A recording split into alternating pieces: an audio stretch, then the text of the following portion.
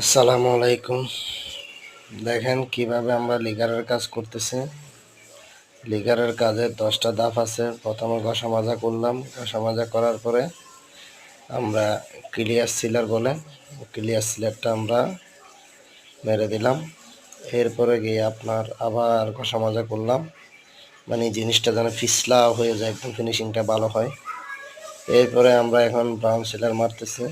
Brown সিলারটা আপনারা কীভাবে বানাবেন আমরা নেক্সট ভিডিওতে দিয়ে দেব, সেটা দেখবেন। কিভাবে ক্লিয়ার সিলার বানাবেন, কিভাবে ব্রাউন সিলার বানাবেন, কিভাবে টপ কোট বানাবেন, আমরা সেটা দিয়ে দেব।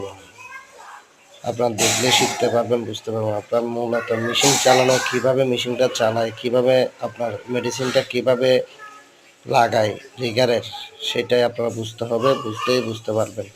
আর পুরো বডিটা হচ্ছে নকশা করা, পুরা বডিটা হচ্ছে নকশা করা। নকশার মধ্যেই আমরা কাজটা করতেছি। আসলে বুঝলে এগুলো সময় লাগে না, নকশার এটা বলে লাভ নাই। যদি বুঝেন তাহলে সময় লাগে না। আমার একটা দরজাতে মনে করেন 1-2-1.5 দিন লাগে সময় ফিনিশিং করতে। যারা বুঝে না তাদের জন্য সময়ের ব্যাপার, আমাদের জন্য কোনো কিছু না। যদি মিস্ত্রি যদি এক্সপার্ট থাকে তাহলে আপনার সময় আর কোনো কিছুই প্রয়োজন মনে হয় না, কাজটা সুন্দরভাবে উঠে যায়। তো দেখেন এখন আমরা ব্রাউন সিলারটা মারতেছি। ব্রাউন সিলারটা মারার পরে আমরা আবার বসা দিব।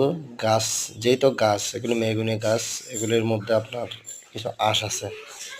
ব্রাউন সিলারটা মারলে আঁশটা বেশি উঠবে। বেশি ওঠার পরে আমরা কি করব, এটা আঁশটাকে আবার কষা দেব 240 পেপার দিয়ে।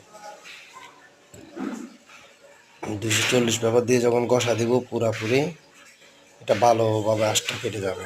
আঁশটা কেটে যাওয়ার পরে আমরা দাগ দুগ মিলিয়ে দেবো, একটা কালার মেসিং করে একটা কালার মেরে দেব। এরপরে গিয়ে আবার টাচ পুটিং দেবো। পুটিং দেওয়ার পরে দেখব যদি কোনো দিকে সমস্যা যদি না থাকে তাহলে আমরা কালার মারবো, ডকুমেন্টের কালার। তো লিগারের মধ্যে ডকু করা আমাদের কাজটা হচ্ছে লিগারের